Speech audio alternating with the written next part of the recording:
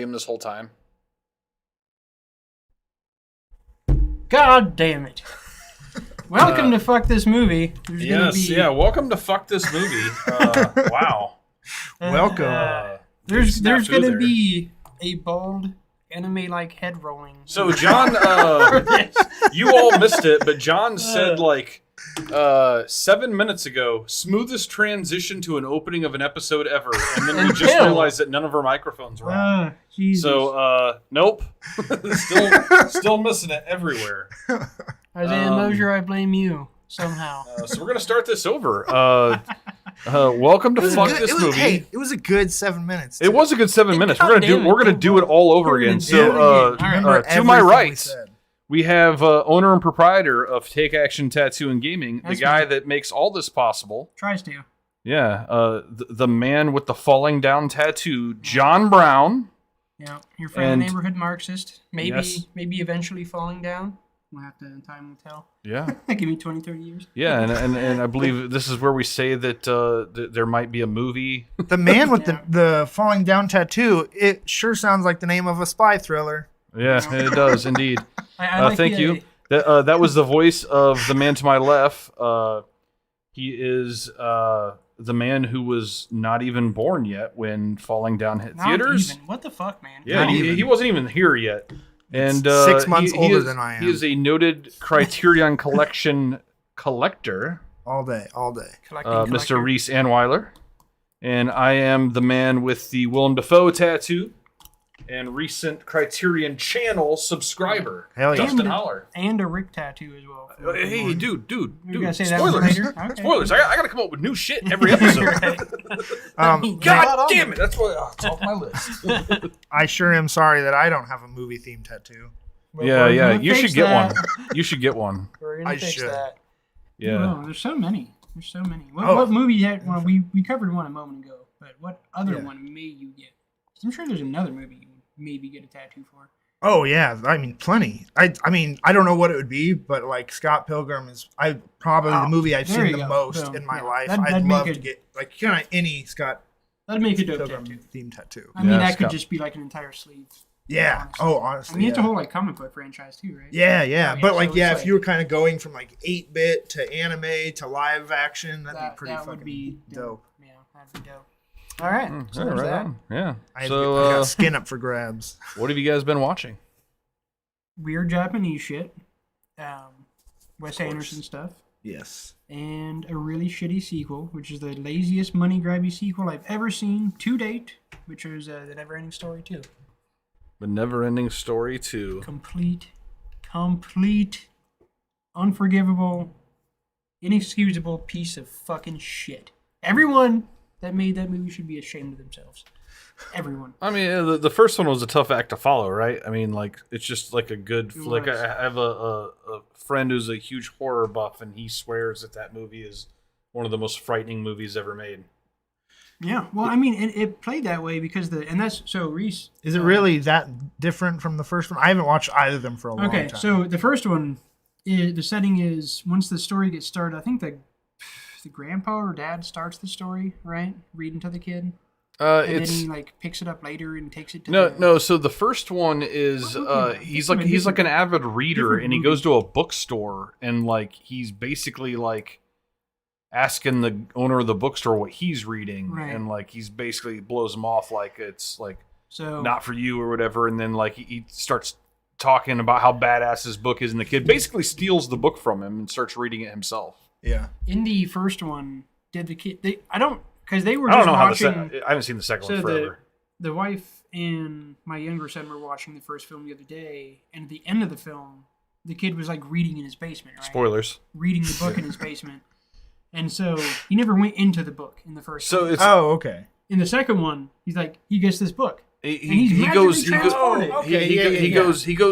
the book at the end of the first one. The very end, okay. It's like it's really the whole thing though. The whole story of the first one is that he's supposed to be part of the story and doesn't realize it. And so like that's kind of the whole movie is like nothing really happens positive for any of the characters until he realizes that he's supposed to be a part of it and actually enters the right. Right. And I guess he doesn't actually enter it as much is like, I guess it's just his voice. Like he's supposed to like, he like opens a window and like screams something. Yeah, but, something like that. Yeah. But definitely has the. He has an impact, but in the second one, it's super lazy. He just like he gets the book. He does get to ride the furry dragon guy. Immediately transported into the book. Yeah. And then it was just it's hard to, without just seeing it, it's hard to describe. No, I mean it's definitely coming back to me. It was super lazy. Like nothing that happened in the first film. All the characters are the same, but nothing was really given a shit about from the first film in the second film. Yeah. Like they maintained a connection, but didn't really maintain the connection. It was just the laziest fucking shit I've ever seen. Yeah. And of course it was goofier than hell. So that gets a fuck this movie. Fuck that movie. Yeah. Fuck that movie hard. Yeah. Fun fact, you know who had like, I think it's, if not his first, one of his very early films in that movie, and you probably recognize him, Jack Black. Oh no, yeah. I didn't. Yeah, that's like easily top 3 of his first movies or something. Yeah. Son of a bitch. No. Yeah. Interesting. Now I'm gonna have to go back. Interesting indeed. Yeah. He's like the main bully. Okay. Yeah. Okay. Yeah. From the first one. No, in the second one. In the second one. Yeah. Yeah. Jack Black couldn't save that movie. As it turns out. I mean, he's like a teenager. So. Yeah. I didn't even remember there being a bully in the second. Yeah. Maybe you tuned out before it got there. I guess I don't know. Yeah. Maybe you need to give it another chance. Give it a once over. Make sure.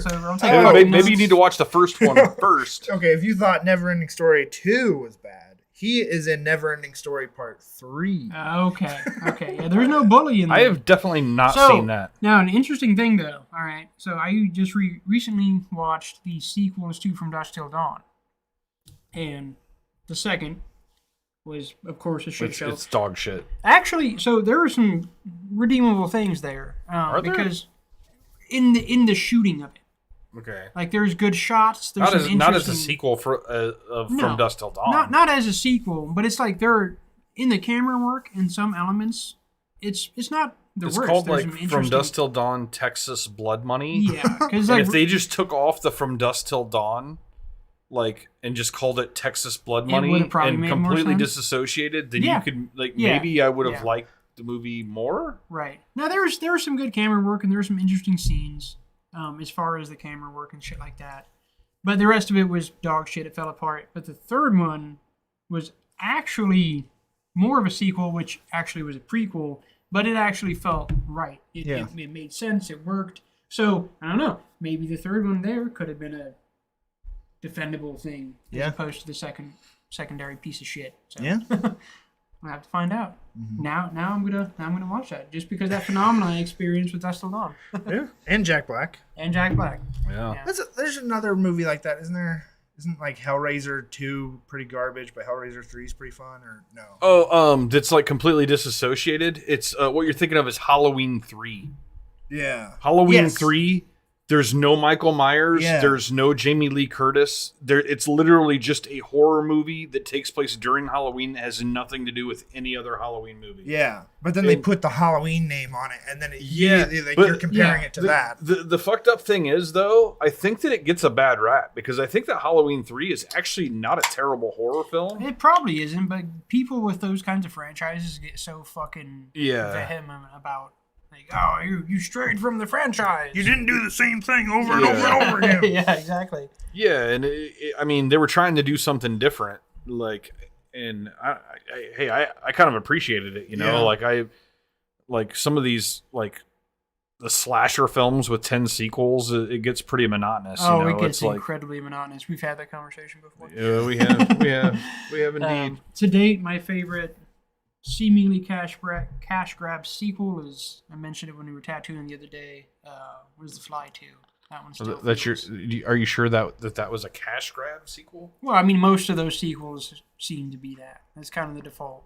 Like, I mean, it doesn't have, I feel like if you don't have any of the creative team or acting actors return, it feels like it hard to justify as anything but a cash grab. Right. Yeah, that's fair. But that one actually felt good and was enjoyable to watch. So That's the one to date that I've seen that makes sense. Speaking of sequels, I introduced you as the man with the falling down tattoo. The girl with the dragon tattoo, the American one with it was directed by somebody. David Fincher. Yeah, David Fincher, and it had a really good cast, and it's actually like a really, really good film. Yeah.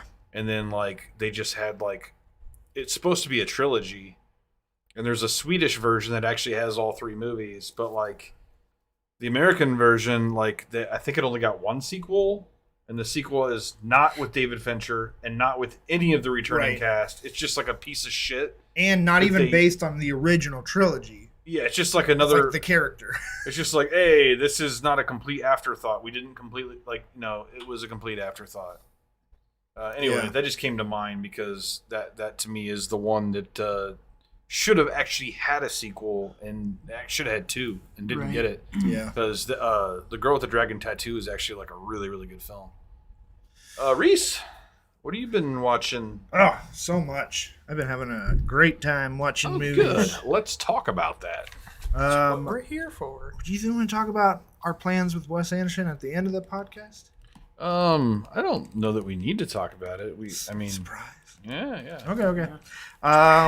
Well, we watched a lot of stuff together, with all 3 of us and with Dustin.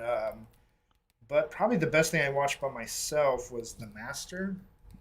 With PTA movie. Paul Thomas Anderson, Joaquin Phoenix, and Hoffman. Yes. I watched Philip that. Seymour Hoffman. Yes. Yeah, I've not seen that film yet. Very fucking awesome.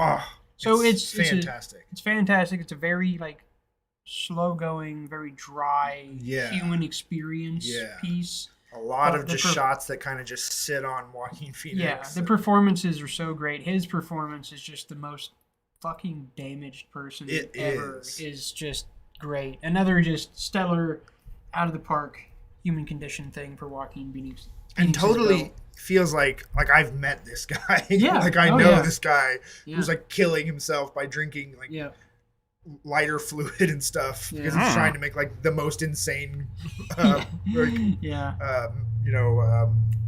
moonshine or whatever.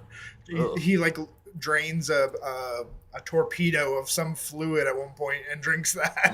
Jesus. I'll have to watch this movie. Yeah, he's bent on So listener, what Reese was referring to a moment ago, we've discussed doing some director deep dive episodes. Yeah. And Paul Thomas Anderson, I think, has got to be on that list. He's made a lot of really good films. Yeah. He doesn't really make bad films, and that's kind of the guys we're looking for these deep dives. Is that the same guy that did There Will Be Blood? Yes. Yeah. Paul Thomas Anderson. Yeah. Paul Thomas Anderson. There Will Be Blood. Magnolia. Yeah, that tracks so much. Punch Drunk Love. They're just they're all bangers. Yeah. There's not that many people who've been making movies for 30 years and somehow haven't made a single even mediocre movie. Right. Yeah. It's a very exclusive club. Yeah, it is indeed. But yeah, Paul Thomas Anderson would be a great guy to do a deep dive on sometime. I think I've now seen all of his movies except for Hard 8, which I think is his first movie. Yeah, I have not seen that film either. I was looking at it while I was getting tattooed. I haven't seen The Master. I haven't seen Hard 8. And I want to say there was at least one more of his that I haven't seen. Did you see Licorice Pizza I have not seen Licorice Pizza. And that's probably Phantom Thread. I have not seen Phantom Thread. Phantom Thread's on my list though. That's on my radar. Yeah. I've not seen Licorice Pizza. I would say Licorice Pizza is probably my least favorite of his movies. Really? Yeah. Yeah. But it's a terrible title. It is. It's based on like who thought that was a good idea? It's actually the most maddening thing because apparently it's an iconic pizza joint in California called Licorice Pizza. I would never go in there. But guess what?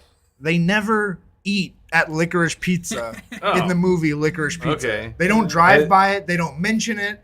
They don't talk about it. It's not in the background. Do they at any point consume either licorice or pizza? No. Oh my god. They don't even eat pizza. That's a fucking fail right there. I was flipping out. We need to do a whole segment on movie titles because there are a lot of fucked up movie titles that don't make any sense. There are also a good amount of movies that are not nearly deserving of the title, like titles that are really good. For sure. Oh yeah, that is definitely a thing. Yeah, that's for sure.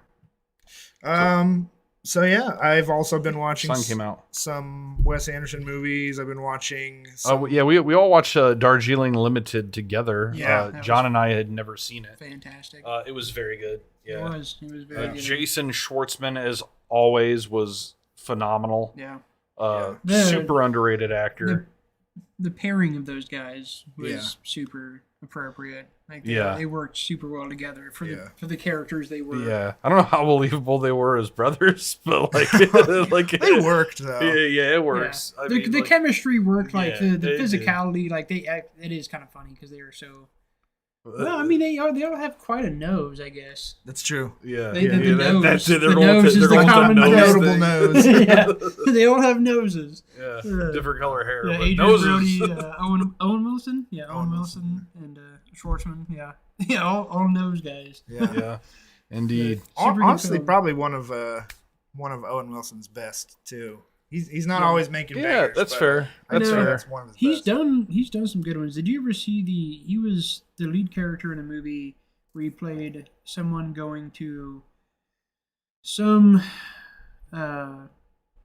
Asian nation, maybe like somewhere. I know what you're talking about. It's actually it's called No Way Home or some like shit. that? Yeah, I know what you're talking about. It's actually like an action movie. Yeah. And he's the star. Well, is it Behind Enemy Lines? Behind Enemy Lines. It's not an action movie. It's just he's not the star of an action movie. He's a guy running for his fucking life the entire time. Yeah, it's like a war movie. The movie that I'm talking about is he is working. He's like a water guy, and he's going to a nation to be the head of their water program. Oh, this is a different movie. Okay. No, this is not this. Yeah. So he moves his whole family to this nation to work for the water, to be an infrastructure guy. Yeah. And then when he moves there, there's a military coup, and he gets stuck. Yeah, I think I remember this one as well. Is just murder every American, so he's just running for his life the entire time. But, it's hard to take him seriously as the male lead in a drama type of thing. Well, it worked there because he was just fucking running for his fucking life. But as a guy with a family, it was definitely hit home because oh yeah, your kids will just get you fucking murdered in a bad situation. Yeah. I've heard you say that before, John. Like zombie apocalypse, those kids are on their own. Not on their own. They're all getting a good fucking slap. They better learn. Everybody, pay attention. I don't want us to die. What else did we watch? No Escape. This movie that we were talking about with Owen Wilson. Okay. No Escape. Okay, yeah, that was bothering him. He had to look it up. We had to know. It was solid. I remember it being solid. And then I also watched some weird Japanese movies because Dustin and I watched Onibaba. Oh yes. Did you guys watch that one? I want to watch that. Yeah. Onibaba is there are a lot of boobs in that movie for a thing that was made it was 1963 or something like that. Yeah, black and white Japanese. Yeah, many boobs. Well, to be fair, there aren't that many boobs. There's only 4.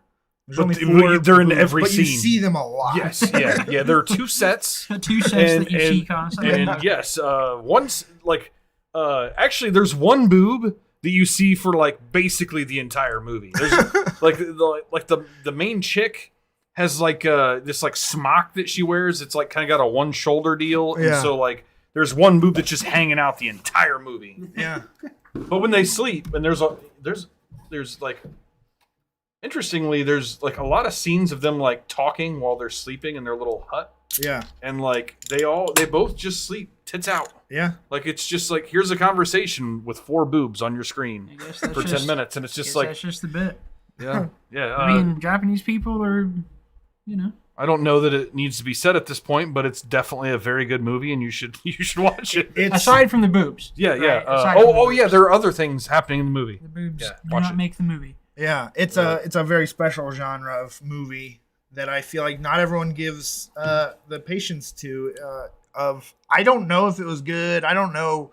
Don't even know if I could tell you for sure that I liked it. but I really enjoyed it. Like, Yeah. like all the way through. I liked it. Yeah. The movie spoke to me. It honestly, it's one of the most beautifully shot movies. Gorgeous. It's like they have a lot of scenes of like the long grass, you know, like the wind blowing through it, and like a lot of shots are kind of like shot like from deep down in the grass looking up. Right. Just there's only like 3 locations in the entire movie, but they're all surrounded by like 7 There are only foot 3 tall actors. grass. I think only 3 actors, or no, 4 actors. 4. Yeah, 4 actors. A couple locations, but brilliant cinematography. Just a really good film. Yeah, and I enjoyed it a lot. Some really interesting themes and topics. And the boobs weren't like a deterrent at all. Like, you know. Too many boobs. Yeah, that's actually like after the movie was over, Reese is like, "So what'd you think?" I'm like, honestly, I prefer movies with more boobs. Jesus. And then I have another movie I watched recently, but I'll save that for later when we're gonna complain about something. All right. Well, I've watched a bunch of shit, and since everybody watched Japanese stuff, Tis the theme. Yeah. I watched Harakiri, which is one of the best films I've ever seen before in my life. It's instantly like if I'm just ranking films for like most well done, it's a top 5. It's so good. I loved it. I loved everything about it. Performances were good. Just if you're interested in Japanese culture at all, it's a must watch. 60s film. Masaki Kobayashi is the director. He's got a bunch of shit on the Criterion Collection. Mm-hmm. The fucking the letterbox score on that movie is like a 4.6, which is like fucking ridiculous. Yeah, you know, unheard of. Yeah, that's one of the highest scores probably on the entire thing. They keep a running list of like the top 250 highest rated movies on Letterboxd. Yeah. That would definitely be on there. Yeah, I can't imagine.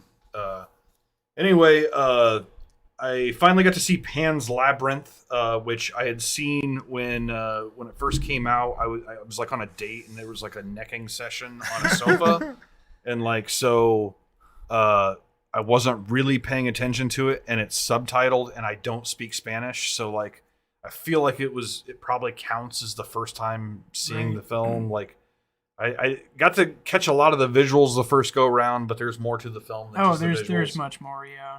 Del Toro is fucking fantastic. I got to see Parasite. Oh, I watched that too. Yeah. John, yeah. Beautiful, fantastic film. Yeah, and I'm sorry, I don't know the director. I think it's the first film of his I've seen, but you said a lot of things he's done. Yeah, I think he directed The Host, right? Yes. Yeah. Sorry. But I definitely want to delve into more of his shit because Parasite was fucking phenomenal. The Host is probably fantastic. the most accessible movie he's directed is Snowpiercer. I feel like the most people. And Oh Snowpiercer yeah, I've seen is Snowpiercer. fantastic. Yeah, it's really good. I saw Lady Bird. What? Which is coming of age. I love Lady Bird. Yeah, it was that very was probably good. going to be a pick at some point. Oh well, you can still pick it. I'll watch it again. Stop snooping on my letterbox, man. Actually, that was on my list before I ever even met you. To be honest, this one though, Cajillionaire, that was straight off your list. Yeah. I enjoyed the movie a lot. It goes pretty deep, has a really good ending. My wife fucking hated it. Like literally. She gave me the we were like 40 minutes into the movie or something like that. And she's like, so like, was this movie supposed to be good? And I'm like, ooh, damn. Yes. And then an hour after the movie was over, she's like, hey, just FYI, I didn't like that movie. I'm like, yeah, I kind of figured that out. I picked up what you were putting down. Yeah. So I watched a really short watch, and John, actually, this is a lie. I think you would love Cajillionaire. Yeah. Cajillionaire is a cool movie. The reason that my wife hated the movie is not unfounded. She just thought all the characters were like kind of dirtbags, and she didn't really care about anyone. Yeah, and that's my beef. Part of my beef with Uncut Gems is that. Yeah. So not that way at all, though. Yeah. The thing is, I think that. I don't think that this is that movie. I think there are, no, I wasn't saying. I think there's one character that's really likable. There's another character who's like on the edge, and it's like it's kind of like there are two characters that are definitely complete dirtbags. Yeah, and it's like will the character that's on the edge go the way of the dirtbag or become like more of a like, good person? Yeah, trying to pull them out. Yeah. It's they're like, all flawed characters. Yeah, they're all flawed. Which for I mean, sure. you really well. You want flawed characters. There's no reason for a flawless character. Yeah. I would agree with you, Reese. It's not one of those movies where there's just no redeeming qualities from any character, because those movies are tough. Like it's like, tough. I would say Uncut Gems is probably there's nothing there. There's like one character who like doesn't technically do anything shitty in the movie, but like I mean she's kind of like a bystander. Yeah, she's probably got kitty porn on her computer. Like. Jesus. So anyway, Kajillionaire. So I watched Fury of the Demon. Okay, so this is good. So Reese sounds familiar. Reese sent us a thing that's like this is like on sale on Vudu. Like it was $5, and the description, the synopsis on Vudu makes it sound like, oh, this is really appealing. Yeah. And it's only an hour. Like I'm like, oh, well, that's a short watch. I can watch that on a lunch break. Well, I found out Vudu has like watch with ads. I didn't want to pay $5 because I didn't know, so I watched it with ads. God damn, I'm glad I didn't pay money for this thing.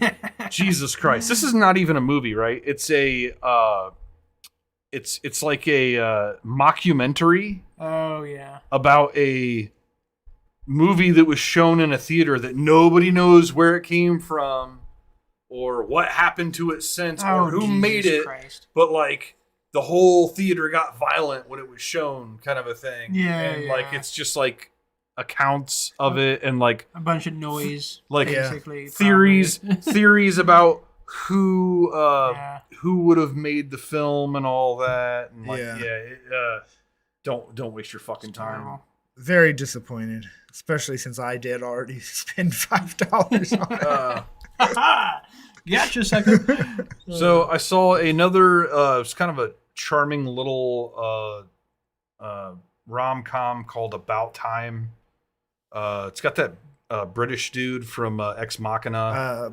Gleeson. Yeah. He's got a weird name. Yeah. His dad's Brendan Gleeson from In Bruges, that actor. Yeah. Okay. I did not know that. His name's Domhnall Gleeson. Okay. And it's got the like Bill Nighy, who's in like all the funny British shit. Yeah. Like the most charming British actor. Yeah. Yeah. And that's what it was. It was just a collection of like all the most like charming actors, and it had a neat little like time travel love story kind of thing.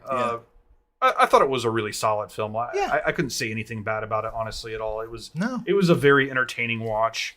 Yeah. And then the last thing, I rewatched Michael Keaton's Birdman, and that movie is fucking great. I still have to finish it. I've gotten to the halfway point. And oh god, dude, the last half's the best part of the movie. Oh, I'm sure. I haven't seen it since theaters, so I'm sure the first half is fucking fantastic. Maybe we need to put that on the list. I would love to get-togethers and watch that. Because it's a movie I could rewatch for sure. Yeah.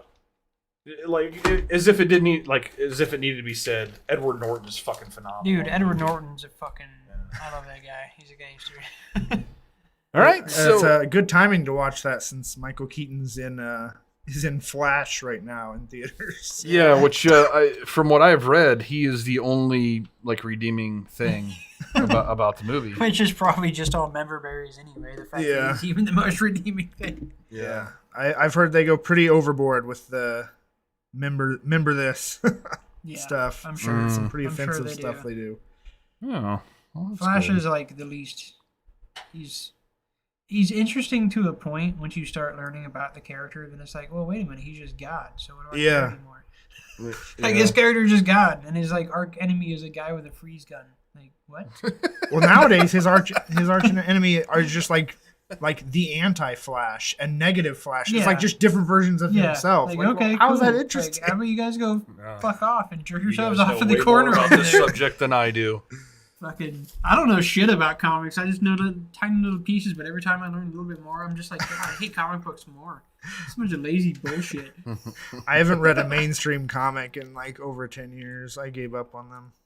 Yeah. No. It's just regurgitated shit. No, I'm actually behind, but I actually have one active comic that I still read. It is called Saga, and it is fucking phenomenal.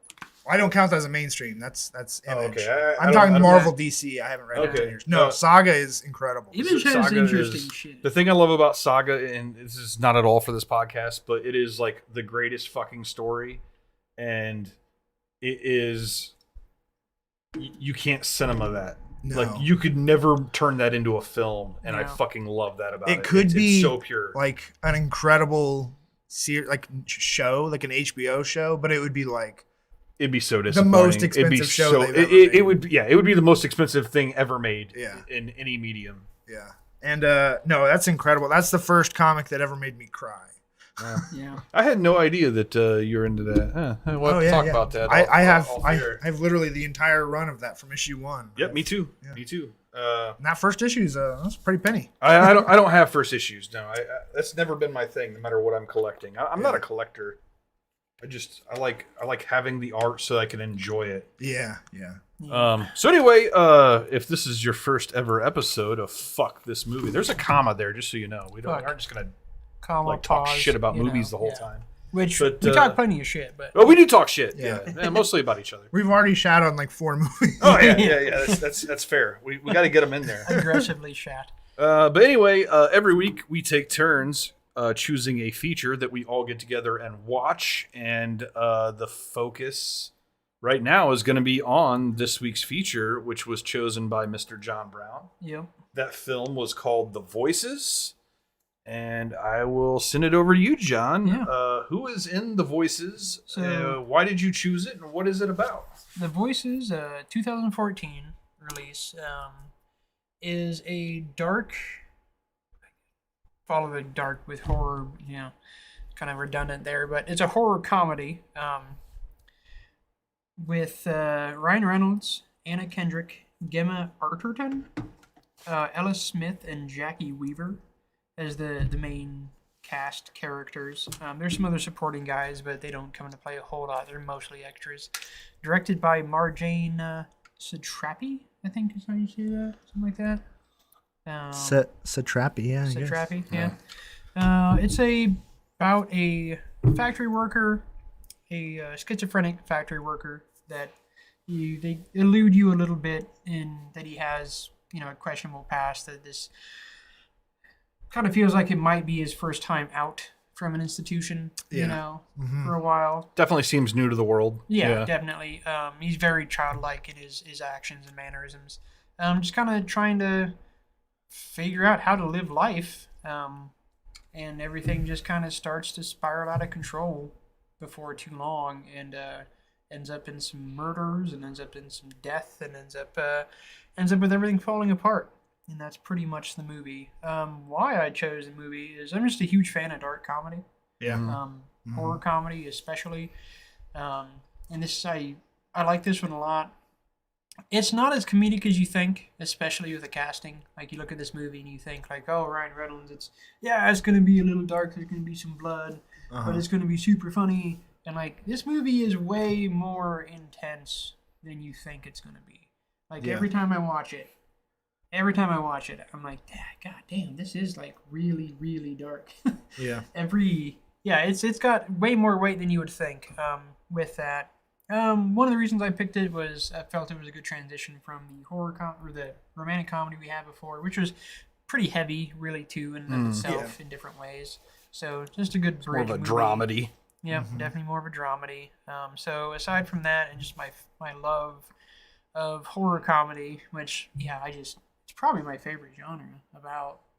Just because I love horror, but real horror is done the right way.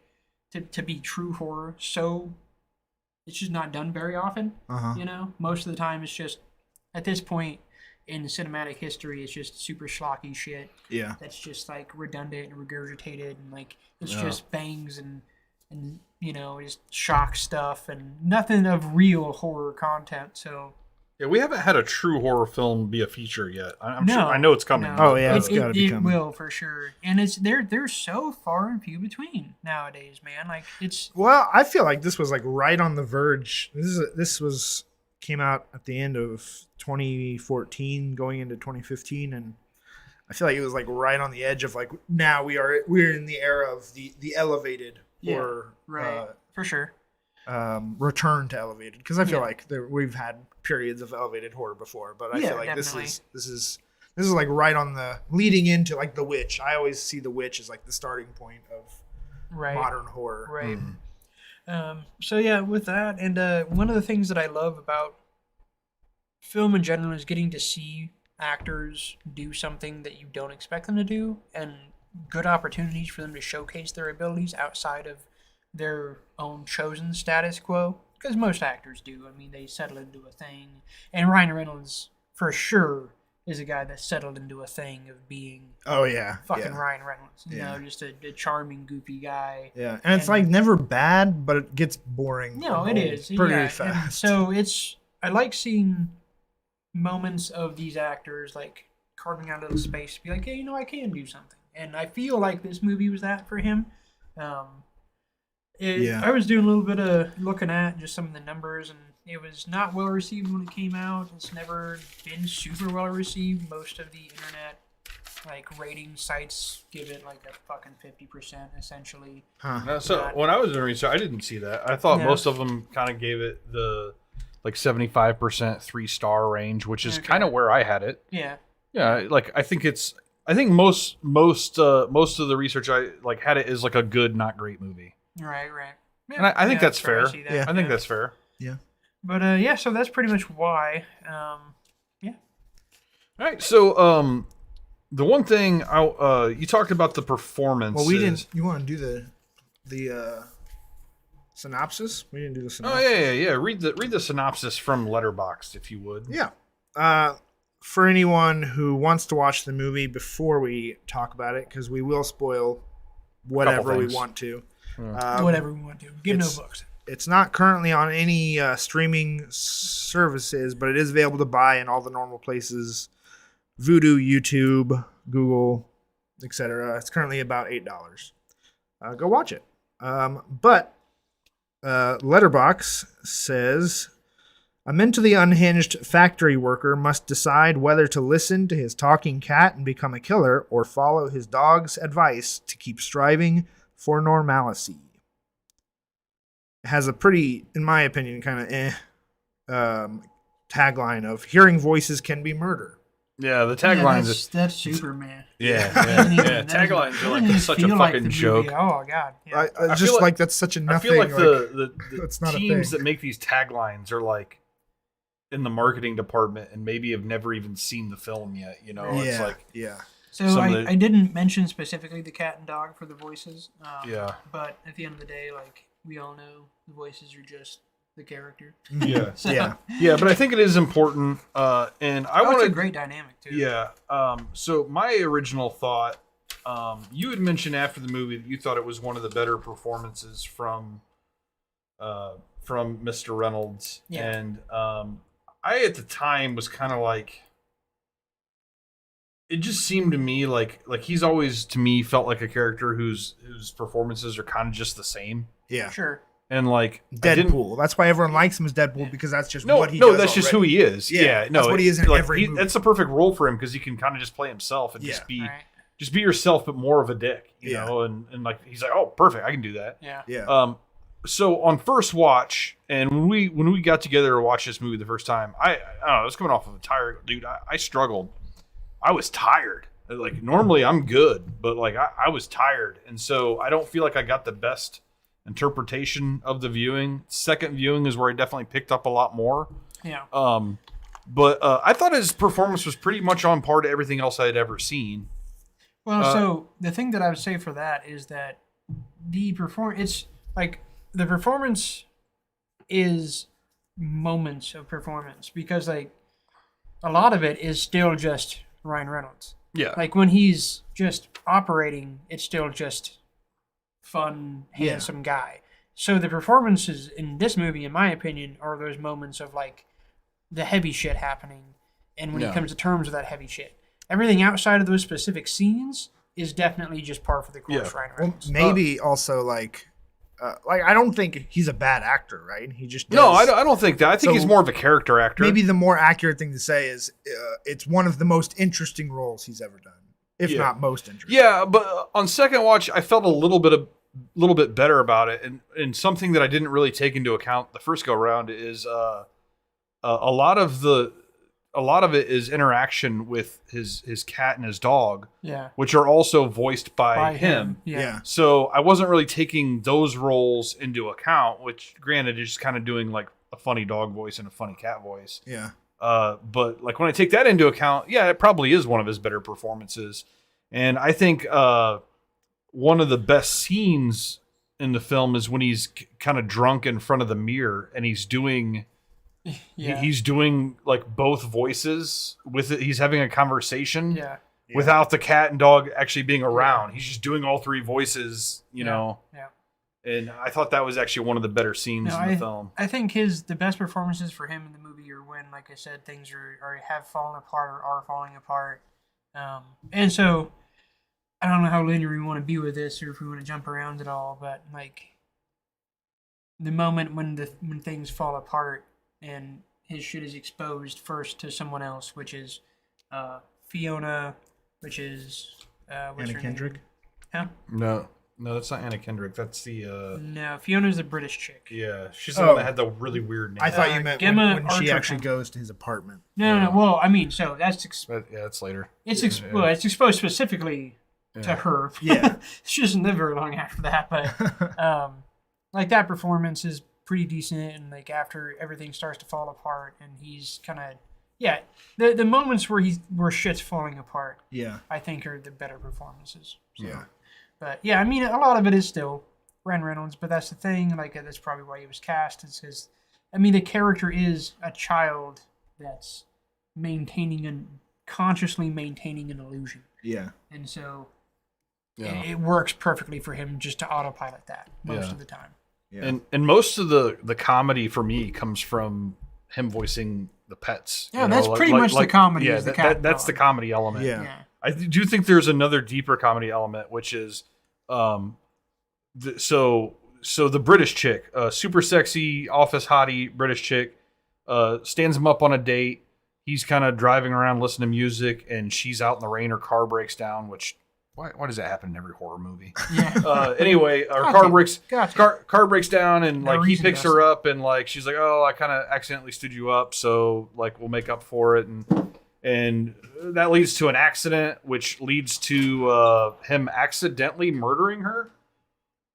And so this accidental murder is like this first accidental murder is the most violent part of the entire movie. That first death scene. Yeah. And like I laughed out loud as he was like stabbing the shit out of it because the initial stabbing that made like blood start coming out of her mouth, that was kind of an accident. But then like he started getting in this like repetitive stabby, like I'm sorry. I'm like, trying to help you. I'm trying to make it better. Yes, and like he's asking her questions like, "Oh my God, does it hurt? Are you in pain?" Like the woman's clearly dying. Now there's a genuine nature and, like, to everything the character does. So those scenes were funny, but like I felt like a bad person for laughing at them. You know. No, the death scenes that was in highlights for me for this movie are the death scenes because they were both like all three with his mom. So, spoiler, he had to kill his mom when he was young. Sets up the character. But that's one of my like we're skipping it. Like that's one of my least favorite parts of the movie. Yeah, is the backstory with his mom. I don't feel like we needed that at all. I get why they did it, but I don't think they needed to. Like I don't need to know why he's fucked up. Right. Like he's fucked up. Well, you know, sure, and I can agree with that. There is not a reason to have it. Yeah, that could have just been like another death scene or something. You know, like I mean, it was essentially just another death scene because it was. You know, it created the thing, but yeah, the death scenes with the two victims he has through the movie are both like, not including his mom, definitely have a very genuine nature to him. He's very like both of them were like, you know that the second one was inevitable that it was going to happen, but it was still kind of an accident. And, like, the amount of just personal like care and impact it had on him in those moments I thought was pretty cool. Yeah, because this movie, it's not like, because he's obviously he's a psychopath. At the end of the day, he's a psychopath. Yeah. You know, and that's what this movie is about. But where it's a little different from a lot of other movies about psychopaths is that like he genuinely wants to be good. Like he has the desire to be good. Yeah. Mm-hmm. And he doesn't. Besides the killing, like he doesn't really do anything bad. He's like a genuinely nice guy the entire time. Yeah. So after he accidentally murders the office hottie, he goes out on a date with the next up. Yeah. The next up in the office. Which prompted that's Anna Kendrick. By the severed head of the office hottie. Oh yes, yeah. And his delusions is after first murdering her, he's shocked and appalled at his own actions, so he decides to, okay, fuck this, I'm not, like, I'm going to take this medicine, I want to get better, I don't want to do this anymore, and he takes the medicine that he's not been taking the whole time, that he's lied about taking, and wakes up after a flashback scene to his mom and his terrible stepfather, and gets to see his own world in reality for the first time. Yeah, and it's a mess. And it's just shocking. It's terrible. There's Tupperware everywhere, and that's how he hides the bodies, is Tupperware. Yeah. And like how much Tupperware is in that room. Maybe there are more bodies. Yeah. But with that in mind, he's trying to talk to the cats, and he's like, "What's up, guys? Come on, talk to me. I'm fucking feeling alone here. Can't do it." And so he just says, "Fuck this shit. Never taking these pills again." Just leans into the illusion. Yeah, he immediately just flushes them. No, but actually, it would make sense if he did kill more people prior to the movie, because when they discover Fiona's body, they say there is a serial killer. Yeah. And I feel like they wouldn't come out and say there's a serial killer if they found No, there's definitely some illusions and hints, for sure. My wife actually brought something to my attention that I didn't catch. When there's a shot of the apartment later in the film, and they show a wall that's just completely lined with Tupperware Oh, there's boxes. Tupperware everywhere. Yeah. And everywhere. it's just like, so it definitely leads to the idea that he's killed more than just the 3 victims that we know of from watching the movie. The one thing I missed the first time around, and it's probably just me being tired trying to like fucking white knuckle it through a movie. That first death scene is like so brutal, and then he gets home and his cat's like, "You need to go fucking take care of the body, you fucking idiot." And so like he goes back to the scene of the crime, and like the death scene, like she had blood coming out of her mouth, he stabbed her like a million times, and like he goes to pick up the body, there's no blood on her mouth whatsoever. It's like completely clean. There's like 2 little rips in her dress with like little like pink stains. like there's almost like nothing happened at all. And at first I was just like, well, that's fucking lazy. But then you're seeing his delusion. Yeah, you're seeing his delusion. Back on his meds.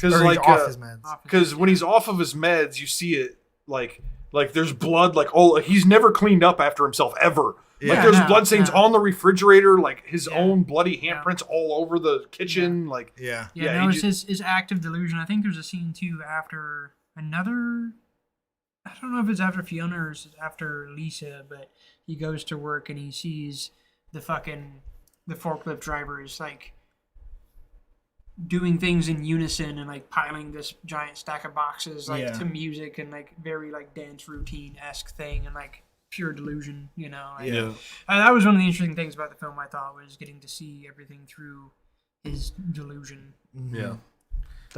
One of the other parts in the movie I thought probably the scene I would say was the funniest. Actually, the first murder scene is probably the funniest. But a scene I thought was very funny is when Fiona's head starts being nice to him again, and then she just like because it's just random British gibberish. Yeah, it's just like the most like stereotypical British phrases like.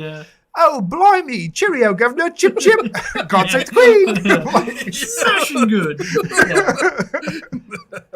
Shit that she wasn't actually saying when she was alive. Just the quintessential British thing. Yeah, that's good. So after he offs Fiona, he basically goes after the Well, really, the chick that was already into him, super pining for him. Yeah. That's Anna Kendrick, who's kind of like, honestly, she's never bad.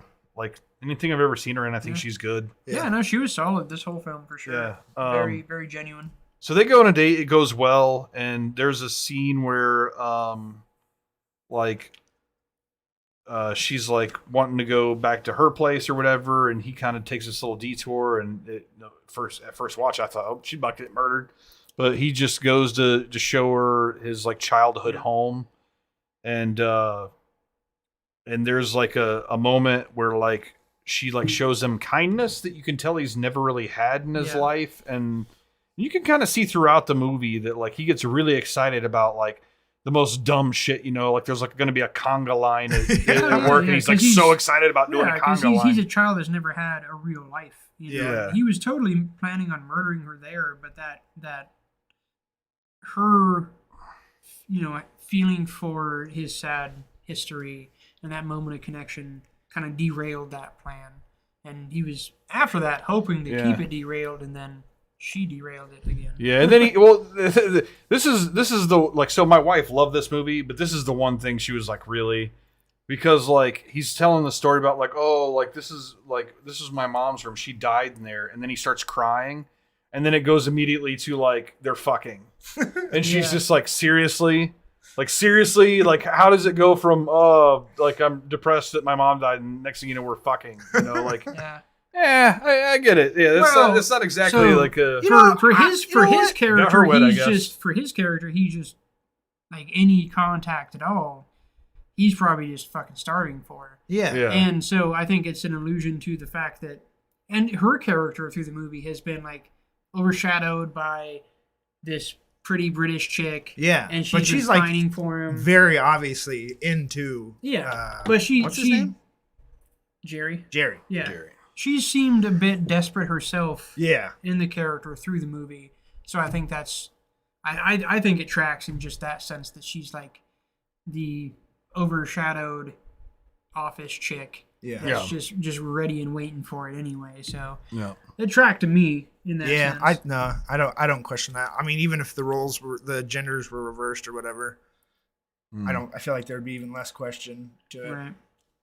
But I think women can be desperately horny too. Oh, and but hey, still, Dustin, like, it's 2023. I mean, so the setting is kind of. I'm going to take you to my family's home, this creepy old place in the woods. Like that's where, like, maybe not just. And then tell this story about how my mom died, and then start crying. Yeah, and it's just like, hey, you want to fuck? The only thing for me is that just plays on her own level of desperation that has been hinted a bit, but I mean, she's got to be pretty desperate. That is a thing. Like this character, like, I'm gonna take you to my fucking randomly in the woods of this old house that my family died at, and then we're gonna go straight to fucking. It's a little questionable, but they're just both the fucking desperate people. Yeah. Desperate people do weird shit. Yeah, and she sees him as this like like deep guy who's opening up and showing his feelings and being sensitive and all that, but. Apparently that gets her wet. Yeah. See, the thing is, when you're already wet, you don't give a shit. You're right. All right. I guess that's a fair point. Just imagine if it's you, right? And you go to some scary old haunted house with a super hot chick, and she's telling you this sob story, and you're inside, you're just kind of going, and can we go? Jesus. All right. God. So that after that, they connect. And then everything seems to be hunky-dory. Jerry tries to maintain for a minute, and then she decides to surprise him, and that's what fucks everything up there. Yeah, she gets his address from the lady who does the payroll. Yeah. Shows up unexpectedly. And she shows up, knocks on the door. He's in the midst of, I think, talking to Fiona's head. Yeah. So. The head's on the coffee table. Pulls the head out, throws it on the table, having a conversation. Per her request. Yeah, exactly. And knock on the door, and he's losing his shit, trying to rush around. Leaves the head there, just throws a fucking coat over it. And she's there. Lisa's there with cake, and of course, he's like, "Oh no, it's fine." He locks himself out, but no, it's fine. I can get in. Says you can get in through the skylight, Skylight. which like he didn't actually. Here's he a flaw. He did not get in through the skylight. No, he didn't. And I have 2 skylights in my house. How the fuck are you planning on getting in through the skylight? That's the most ridiculous thing I've ever heard before. No, it's funny because I think it showed him in the skylight looking at her as she is. Yeah. The scene is revealed to her in horror. It's like, oh my god, this is crazy. There's blood everywhere, all this nonsense, and you see him up in the skylight looking down at her. And then as soon as she's like taking a little bit more of a scene, she turns around and he's just like right there. So he just like hopped over the skylight, went down to the front door and came in. And of course she's freaking the fuck out. And oh my god. That's probably like the scariest scene of the movie. Yeah. I even kind of hesitate calling it a definitely a dark comedy, but like a dark horror comedy. Yeah. I feel like there's not that much horror to it, but yeah. This is the horror scene. Yeah, for sure. this is like the horror for scene sure. of the movie. And so it's the attempted, dialogue, the bargaining with the killer and everything. And he ends up backing. She ends up. He backs her into the bathroom first, and then she pulls like a bar off the wall, beats him with it a little bit, and he runs to a bedroom. Corners in the bedroom. He goes into the bedroom after a bit of nice dialogue from him trying to calm her down. And she tries to bargain with him a bit more and tries to run, and he grabs her and throws her. And again, incidentally, her neck bangs against the hard corner, and she's paralyzed and just slowly dying. And Jerry is, of course, just so apologetic, just so like, oh my god, I'm so sorry, I didn't mean to do that. And she's just sitting there, gurgling blood, just. I want to go home. It was definitely the truest horror portion of the film for sure. And he just curls up beside her as she dies, and that's where the death scenes they're heavy, man. Yeah, they're very heavy, and they take a bit of time, and they are a little hard to watch. You know, it's because it's a different kind of death scene too than just like what we're used to in horror movies, where it's just stab, stab, stab, blood, blood, blood, and rip people apart and tear people in half. I could watch the first one on repeat. I'm not gonna lie. I laughed my ass off. Yeah. But I mean, before he starts stabbing her, though, even in that first scene, she's just sitting there like slowly gurgling, like just slowly Dude, it's dying. the questions. He's like, oh my god, are you okay? It's just like she's got like a big like clog of blood coming up. And, like, oh my god, are you in pain? Yeah. And I think that harkens back to just him being essentially a child, like somebody that's had to deal with the history he's dealt with. And that's why I think the relevance of the mom death and all that stuff makes enough sense, because it does account for the character's childlike nature. Having to have done that when he was young, murder his mom, and then be institutionalized from the time he's probably like 12, I think, in that scene or so, or younger, yeah, or younger. I'm terrible with children's ages. Most of his, all of his actions, they're all 5 or 12. all of his actions throughout are very childlike. So but those death scenes they're very heavy. They're very heavy. Even with the Fiona and Anna Kendrick's character, he feels like very like a romantic attraction towards them. Oh, yeah. It's not even doesn't even feel like he might be interpreting the relationship. No, and as sexual. if without Lisa coming to his house for everything to be revealed, like shit, maybe that could have saved his life. Yeah. Maybe that could have put him on some degree of a right track if circumstances went right, but it didn't. Yeah. She dies. After that, co-workers start to get curious, and what's her name? Another co-worker shows up. Yeah, I got the actual name of the actress. The actress is Jackie Weaver. No, Ella Smith, I think. Yeah. Jackie Weaver is the therapist. The therapist, yeah. Which I think probably is the I think her performance is actually probably technically the best in the movie. Oh yeah. Yeah, I think so. I think Jackie Weaver, I think she's actually kind of underutilized in this. She's a really good actress. Yeah, no, she is. The payroll lady shows up, and there's no interesting death scene here. Fucking Mr. Whiskers is like, nah, she's got to go, and head in the fridge. At this point, the no movie wasted. is like Yeah, it's ramping up. It's speeding up. Yeah, sure. And I also want to say the Fiona death scene is the only true death scene in my mind. Like, I mean, the Anna Kendrick death scene, like, he kind of throws her, she breaks her neck, which is another kind of accidental thing.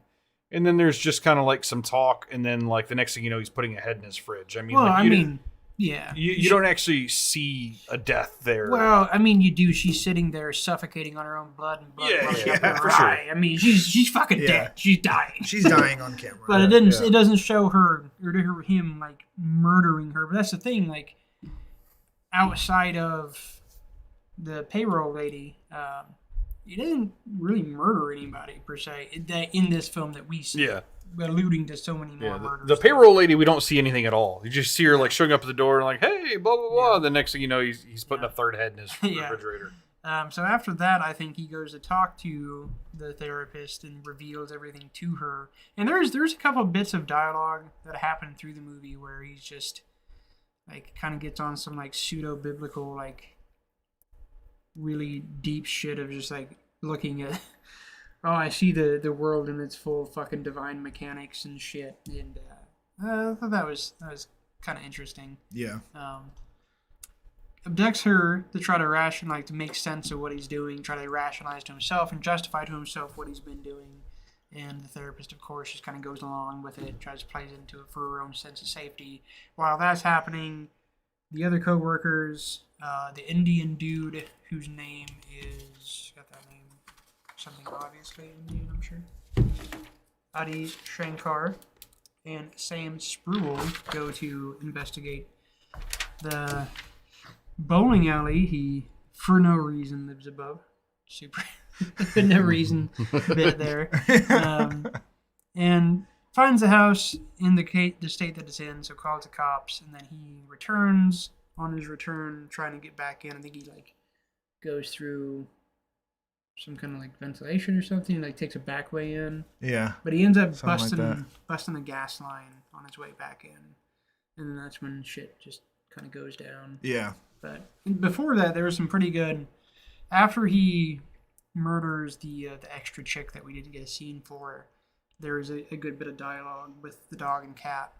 Yeah. And the dog is like, you know what I said about you being a good person, Jerry? Yeah, we take that back. Yeah, he's like, take that back. I've changed my opinion. Yeah, not so much. He's like, you think that I'm evil? You think that I might be evil now? So I'm quite certain of it. And he just collapses. And there's a good bit of dialogue in there too. I think after things are known on the news that he has a conversation with himself and like between Fiona, cat, dog, and like, yeah, it's all you, Jerry. Yeah. It's all you. And he just comes full circle like, yep, it's all me. Yeah. And I think that, you know, with the allusion to more shit potentially in the past of more murders, I think that was important for this storyline of his murders, for him to come to terms with that, because I think that set up the end where he was finally able and willing to just let everything go. Yeah. Yeah. Yeah, I feel like this movie, I feel like it, you know, I didn't like the ending as well as the rest of the movie. Yeah. Like, I felt like they did such a good job of building to the climax that it didn't really have, like, the payoff ending. Yeah. And it had nothing to do with, like, a happy ending, sad ending. I just didn't really, see, like, it just... I feel like... Like, it kind of does this cut scene into, like, a little musical number, and I could have done without that, honestly. Right. Like, well, I think that was from... I had that fucking song in my head. Like, and, like, that's not okay. Like, if they would have just played the song once earlier in the movie, I shouldn't, like, 2 hours after... Like, we watched another movie, like me and Molly watched the movie, and then we watched another movie after the second movie. That fucking song got in my head still. Come sing a song, oh God, don't even. I dug the ending because it made sense to me. Because what else? Like what other? Because that's the thing with every like super cliche horror movie. There's like this need to keep this thing going and this need to like, oh, he didn't die. And that's the thing with this character. He wasn't a horror movie character. Yeah. He was a person with real problems. And I appreciated how it ended, which for the listeners, it ended with the bowling alley going up in flames, and there's a bit of dialogue. Mr. Whiskers like, you can still get out, Jerry. You can get out. You do your thing, and then the dog. You remember the name of the dog? Bosco. Bosco. Thank you. Bosco's like, there's just not really a place in the world for you, and like, you know what? There's not a place in the world. No, and I had no problem with that. I thought that was fine for the ending. You just didn't like the dance. I didn't like the two cutaway scenes. There's a cutaway scene of a plain white screen with Mr. Whiskers and Bosco having a conversation. Sure, and that could have been done. They go their separate ways. Yeah. Like, first off, they were already gone, right? Like they were like the dog had already run away. Like right. 15 minutes earlier in the film, and the cat was basically out of the picture. Well, so they're no longer. Those are the Jerry what they were trying to Bosco version of. Yeah. And then they do another like fade to white where like it's him with all of his victims basically doing a musical number. Yeah. I could have done without those last two scenes. For sure. I can definitely I don't mind the musical number just because it was like with how dark the ending was. It's a credit scene. Yeah. Essentially. So like at that point, if you don't want to watch it, you can walk away. It's a fucking credit scene. That's fine. Same thing with the Evil Dead movie that we just watched that I was like, oh yeah, this fucking unnecessary scene. I'm going to take a piss. I'm going to watch this. I know what this is. And so it's one of those scenes like, you know what this is. You can take a piss if you want to. Yeah. I do agree about the conversation between Bosco and Mr. Whiskers, but it was like Jerry's Bosco and Mr. Whiskers. But I do appreciate just him like calling it, like, you know what? Shit's not going to be any kind of good. There's no reason to keep any of this going. So he fell on a sword. He was caught. Yeah, he fell on a sword. Yeah, and it makes sense. And again, that plays into the characters. Like, he didn't really want to do anything bad. Yeah, there was never any ill intention from this character ever. And so for him to accept finally, like, you know what, let's just get this done. Yeah, I kind of like the ending. Partly because it just feels kind of like a relief for the Jerry character. Like he kind of just gets what he always wanted, and he doesn't want to hurt anybody. He just he just gets some peace. He just wants to dance with his family and Jesus. But then like the fact that Jesus shows up makes it almost feel like sardonic and like I really that kind of on second viewing. I guess technically it's my third viewing, but on second viewing this month. When Jesus shows up, especially, I thought like, oh, okay, I'm kind of digging this. This kind of like, it was almost felt like isn't it kind of funny? This guy murdered 3/4 the cat's mom, right. But now like he still thinks he's going to heaven with Jesus. Yeah. So that was the movie. It's definitely there were better movies, but there's lots of things about this movie that I enjoy a lot. I definitely think it's one of Ryan Reynolds' most interesting roles. Yeah. He's not done that many interesting roles, so it's good that he had this one at least. So that's why it's kind of my go-to for an interesting role for him. Yeah. But I think it's an overall enjoyable movie. There's going to be better movies for sure, but I think at the end of the day, it's solid. I would say, fuck, this movie is like it actually reminds me of my last pick, A Bronx Tale, and that like it's not a great movie, it's a flawed movie, but like it's a good movie, and there's enough there that for a really good conversation. Yeah, exactly. And I think having a movie with like some flaws definitely adds to more interesting layers of conversation. For sure. So, for sure. No, I thought overall, definitely after the second view. The first view was almost like a throwaway. Like just like honestly, at the end of the movie, like I was almost like nodding off, and it had nothing to do with like the film. Like it's not that the film was boring. I was just like I had nothing left in the tank. So. I do think the movie gets better with each watch. I think it's one that so far that reigns true for me. So for me, for sure, it does. Yeah. Reese, final thoughts? Fuck. I think this movie is ultimately like a really kind portrayal and empathetic portrayal of like mental illness and stuff. I don't think it's like it's taking the themes of mental illness like light. Yeah, no. It's like it just feels like a really kind like a pat on the back. Like, God, it really fucking sucks to have to deal with these issues. Yeah. And I think it's really interesting. Has a lot to talk about and a lot to reward you with on multiple viewings and deeper dives. Yeah, and like the scenes with his therapist, like she basically says that like you need to be medicated, if you're not taking your medication, you're not okay. Like you're just not, you need to be in the system if you're not taking your medication. And so and I agree. I don't think it also shows like why, when people, well, why don't you just take your meds? Like, because it fucking sucks. It's hard. Yeah, take your meds and you get to see all the blood and carnage in my apartment. And even his like the depiction of the therapist, I think you could read that as like, God, she's not even helping him, Right. But like it feels like kind of what a depiction of like what therapy in a lot of probably like extreme circumstances like Jerry's therapy has to become of like has to be observed and regulated and it's like the legal system getting involved and she's like really trying to help him but she's also kind of like we got to do this buddy or you're gonna get in trouble. There's definitely some like she even says at one point if you don't take your meds I have to report you and they'll put you. It's like, well, they throw me back in the system. She's like, well, let's not find out, like she's definitely throwing him a bone. There's a reason because at a certain point, man, he's batshit. At a certain point, like drastic measures must be taken. So. All right. Well, I think that puts a nice bow on our feature for this week. So. Yeah. So, I want to turn things over to Reese now. Like let's just fucking shit on something right now. Shit all over it. What do we got? Let's fuck a movie.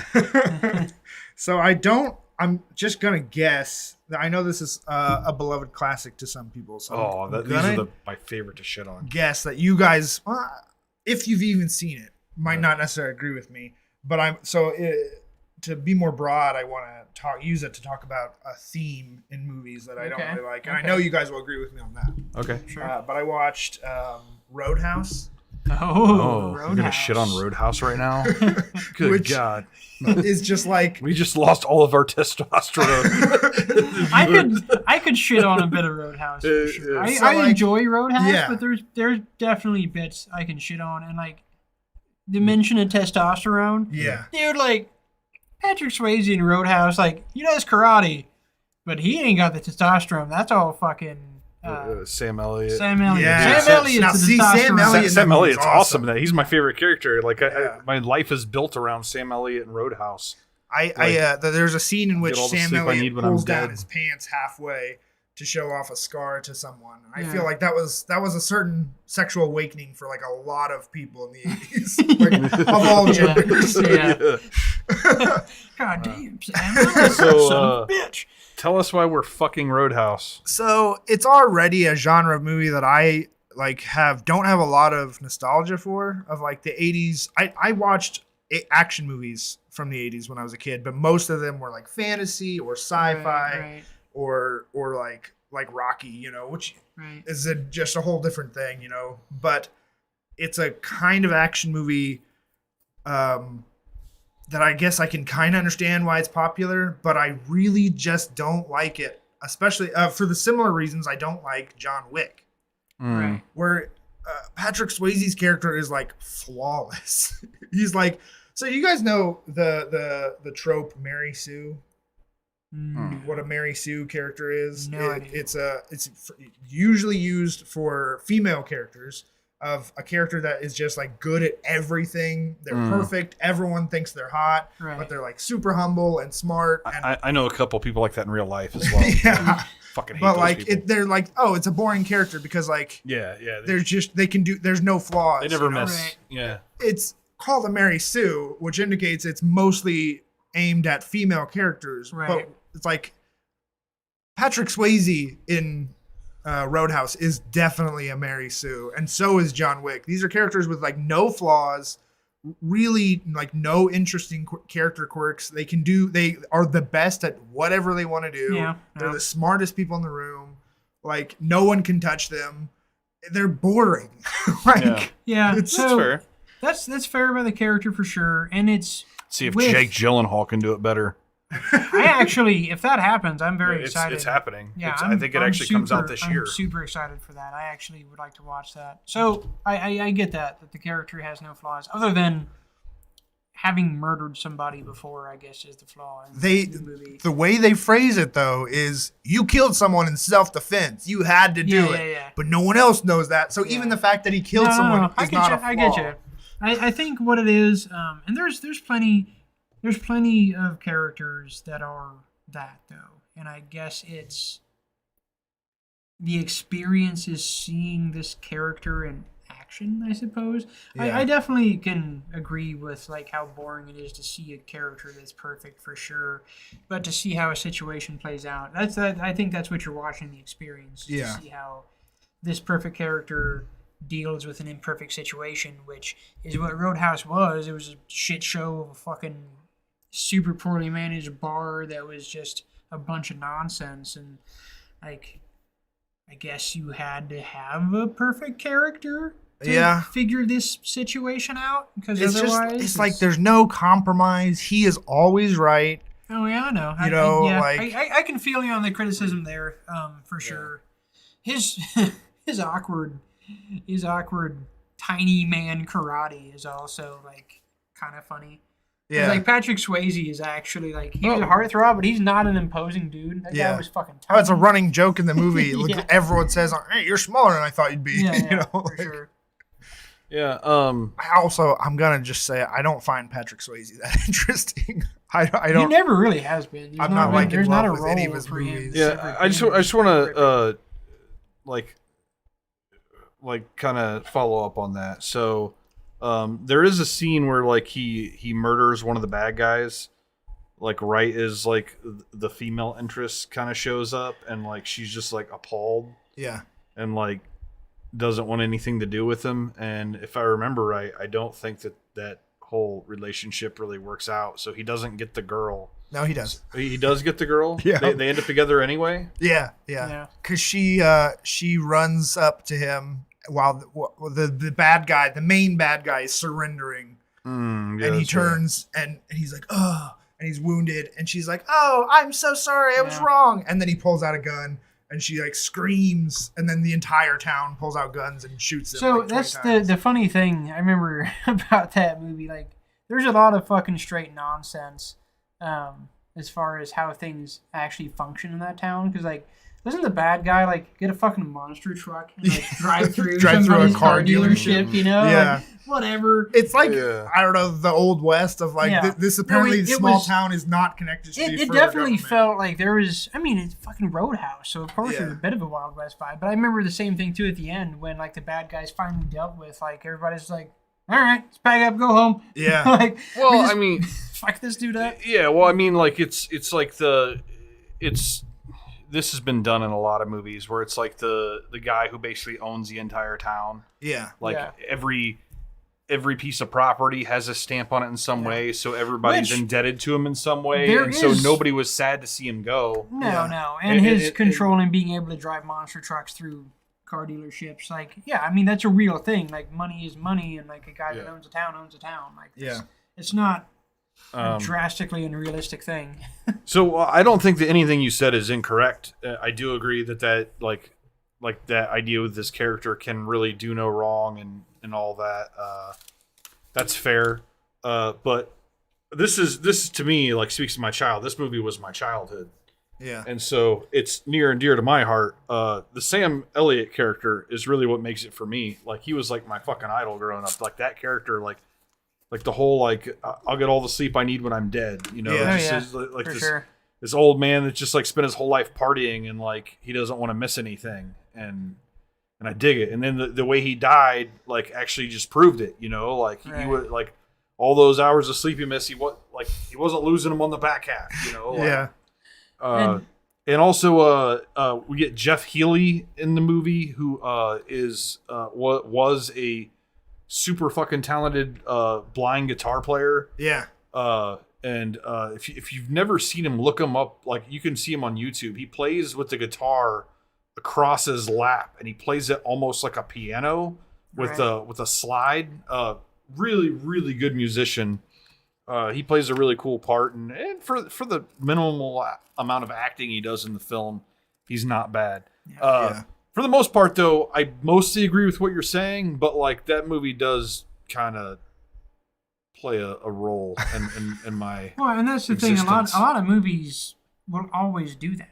I mean, that's a thing that goes beyond a film's quality. Oh, you guys are gonna fight me when I guarantee you when I do the fuck this movie, you guys are like, everybody's gonna fight me. I don't know, maybe Chat will blow up. Yeah, we'll see. Man, look at all the comments we got coming in. So they're mad. Yeah, like a lot of films, or any film, can be that. Even a piece of shit film can be super impactful to a person at that point in their life. And even if later they rewatch it, like, yeah, this is kind of a piece of shit, but I'm still gonna have that connection to it. That's always gonna happen. But I'm not even saying I didn't enjoy it. Like, there was fun parts. It's a ride for sure. It is what it is. It's a fucking action flick. It's an 80s action flick. There's karate. There's guys getting beat up. There's chicks and stuff. But as far as the perfect character thing, though, I do think that it makes enough sense because, and it's kind of like the Walking Tall thing. Like, this is a town that's ran by a guy that's basically untouchable. So you kind of need an untouchable character to counter that untouchable character. So to me, that's where that rationalizes itself and makes sense and tracks. One other thing I want to add on this movie, the female lead in that movie, I don't think I've ever seen her in anything else. She's not bad, and she's really beautiful, and there's a really good sex scene. There's a lot of nudity in this movie. No, there is, but the one sex scene between her and Patrick Swayze, I thought was actually pretty well done. Yeah. For the movie that it was. It wasn't the most like artful thing, but it also wasn't like, it wasn't like a Super smutty sex scene. Heavy-handed. It was like I don't even think there was any nudity in the sex scene. You know, like you see like him like kind of like pull up her like shirt or whatever. Like, so you see like a little bit of ass maybe at the most. One thing that's always, because I just rewatched this movie like a couple years ago, and one of the bad guy, I think the main henchman of the bad guy, there's a fight scene where he says, I would have fucked you in prison. Yeah, I used to fuck guys like you in prison. Yeah, there's some real like weird kind of. The weird thing is, like, these are like very kind of aren't gay men gross? Yeah. There's several moments like that in the movie. Yeah. And then it's like, the 80s were so fucking gay. Everyone just wanted to watch like men totally naked, oiled up, punching other men. That always struck me as soon as I heard that. Billy Idol was at the top of the charts. Every rock star is just the most effeminate. Yeah, dude, that's a movie that I watched not that long ago for no reason. It was Purple Rain. Yeah, never seen it before, and all I could think watching is like, dude, Prince is a fucking asshole. Why does anybody like this guy? He's like slapping ladies around and shit. Like, he's just a complete dirtbag in that movie, and they're like, oh. Yeah. That kid, it's Prince. Like, he's kind of a piece of shit. Why does anybody root for this guy? Is he really that good at guitar? when people were getting all pissed off about Harry Styles wearing dresses and like, oh, why can't we go back to when men were men? Then, like, you look at like pop stars from like the last 60 years. Yeah, late 70s, like, early 90s. When were men exactly? I don't get this. There's a weird space there. I'm hopeful for the remake of Roadhouse. I think who's the director? I think it'll be I like Jake for their role a lot. I need to know who's going to play the Sam Elliott role. That's all I really care about, dude. Because I know that he's going to play Jake Gyllenhaal is going to play the. We had the conversation before. He's going to play the Dalton character. I have a guy in mind. I have a pick in mind. For what? For the Sam Elliott character. Oh, well, I mean, I'm sure he's already been cast. Well, I know. I'm just saying, like, what would make sense to me would be fucking Wolverine, man. Hugh Jackman. Oh, Hugh Jackman. I think Hugh Jackman could be a good fit for that. I'm not sure he's good, though. I mean, like, just in general. I think he's good enough. You know who I think would be good? Fucking Sam Elliott. I mean, he could definitely come back. I mean, he's He's old now. He is man. old. He was old then. We need He's old somebody a then. little bit younger than that. I do They need know to go that for a Conor legacy McGregor, UFC superstar Conor McGregor, is cast in the movie, but they haven't specified his role. So he's probably he's definitely gonna henchman. be a bad. He's Yeah, probably he's a the henchman henchman that's for gonna sure. fuck him in prison Yeah. or whatever. Yeah, I would have fucked you in prison. You got it up I mean, there. they have the whole cast list, but they're not all. They don't have the roles next to it. Yeah, they have not. That info is not out yet. So anyway, but it has the director. Let's see what the director, Doug Lehman. That sounds vaguely familiar. okay. Directed. Oh no. Give it to me. Give it Okay, to he me. directed Edge of Tomorrow. Okay. Oh yeah. Hey, that's that's a good. great movie. I like yeah, Edge of yeah, Tomorrow. Yeah, that's a really what fun. Was the, what was the, Chaos Walking. I don't know if you guys watched that. I have not seen that. Watch now. He directed the Wall with Matt Damon. That about the Great Wall of China. I haven't seen that one. Saw that. Jumper. Oof. Mr. and Mrs. Smith. I The mean, Bourne that's just Identity. Action. Oh, he directed bullshit. Swingers? He directed Swingers. I'm going to hold on hope because he directed Edge of Tomorrow. It sounds like Jake Gyllenhaal is going to carry this thing. Yeah, probably. I think that's what's going to happen. Screenplay by Chuck Mondry. All right, so yeah, that's interesting. Has a chance. Roadhouse definitely has plenty of flaws. Edge but of a lot Tomorrow. those movies The dude's have trending a in lot the right direction. Yeah, Edge yeah. of Tomorrow is like fucking. It's really good. It's like, good, yeah. It's actually it's one of those movies that like it's like one of the best movies I saw that year, and I feel like nobody It's saw like it. it's good despite Tom Cruise. Yes, it overcomes Tom. Is Well, that the it has. sci-fi. Yeah, with Yeah. Emily Blunt. Yeah, It's like Groundhog Day sci-fi. To be fair, Oh, though, that thing. Yeah. to be fair, you could put Emily Blunt in just about anything, and she makes Yeah. it better. Yeah, Like, she's fantastic. yeah, she's very good. What was I gonna say about this movie? I mean, I feel like ideally the Sam Elliott character would be played by Patrick Swayze. But Maybe that deep fake he's is dead. That's not gonna work. They get Kurt Russell. Kurt Russell. I used to when I was a Kurt could kid. be good, That was the yeah. other thing I was gonna say is when I was a kid I used to get Kurt Russell and Patrick Swayze mixed up all the time. And then in retrospect, Kurt Russell's so much cooler. Oh yeah. He just plays such fun, interesting yeah. characters. You Kurt's the I man. love Kurt Russell. Kurt's the man. John, love John and Kurt I Russell. share our Yeah, our dude. man love for Dude, Kurt Russell's Russell. the fucking man, dude. Yeah. He's awesome. love I will be saddened. There's not very many celebrities that when they pass, I'm like, oh, like he's one that'll be like, oh, god damn. Yeah. Yeah. God damn. Yeah. Kurt's gone. Yeah, there's a short list What for the me. George fuck? Carlin was one that was the hardest one in my Yeah. life so far, but Kurt Russell will be high on that list. Yeah.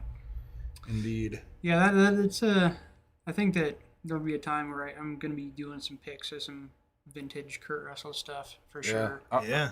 I'm thinking about doing Overboard at some point. I love Overboard. Really? Family classic. Dude, I haven't watched it in a long time. I think it's one of the Yeah. it's just good. No, it's it's good just a stuff. fucking great movie. Yeah. I really want Nothing to. wrong with it. I would love to watch The Thing. Hate that they remade it. I would Love love The to Thing. watch fucking. You haven't seen Big Trouble in a long time. Yeah. I've only I- seen it once. I love think I was Big like Trouble. half paying attention I love to Big it. Trouble in Little China. That's one of my favorite Yeah. movies. So, Lots Yep. of future picks. yep. Speaking Swayze- of future picks, Swayze do we want month. to do my pick Pick. for next week? Let's do the pick. All right. So Fucking pick, man. coming well not next week. We're going to watch it next week. Next In 2 weeks episode. from tonight, 2 weeks. we will be broadcasting a new feature. So this is going to be the first true drama, meaning that this is a dramatic movie that's full of drama and there are Nothing else. no comedic elements. So what I went with is this is another like I love these dramas. Like I'm going to pick a lot of dramas, but I love these ones that like kind of went under the radar that a lot of people didn't watch for some reason. Say it. Say it. Okay, so I'm going with 2002, written and directed by Todd Field, In the Bedroom. Oh, this is on sale right now. I gotta get this. Oh, okay. Yeah. In the bedroom. In the All right. bedroom. Yes. The only thing I ask the two of you is don't like we're gonna watch the movie a week from tonight. Don't read any synopsis on it or anything like that if you I can don't do avoid it. that. Because there is in some of the synopsis I've seen, there is a little bit of a spoiler that you don't need to be told. It's much better to watch the movie and not know. So I would say know as little about it have you guys seen it? I've No. not. Okay, good. I think last year's Tar, Todd Field's Tar. Yep. I think that's the only movie I've seen directed by him. He's only directed 3 films. Okay. This was his first one. He did Tar, In the Bedroom, and a movie called Little Children. I have not seen either Tar or Little Children, which I should because this is for a directorial debut is fucking flawless. Like a lot of people were talking about his filmography last year because of Tar, and they had to be real careful with their phrasing of saying stuff like "I really liked watching Little Children in the bedroom." Yeah, that's a little off the wall. I'm just a little foreshadowing here what this movie is going to bring. For a directorial debut, it's pretty flawless. Like the direction is spot on. But what it's really about is the performances. We have Tom Wilkinson, Sissy Spacek, and Marissa Tomei. All 3 were nominated for Oscars for this film. Nice. It had 5 nominations overall, including Best Adapted Screenplay and Best Picture. Also, Nick Stahl and William Mapother definitely have really good performances as well. So a lot of good performances. A lot of good drama. Looking forward to checking it out. Sweet. Yeah. If anyone wants to join us in watching that before the next episode, it is currently streaming on Paramount Plus.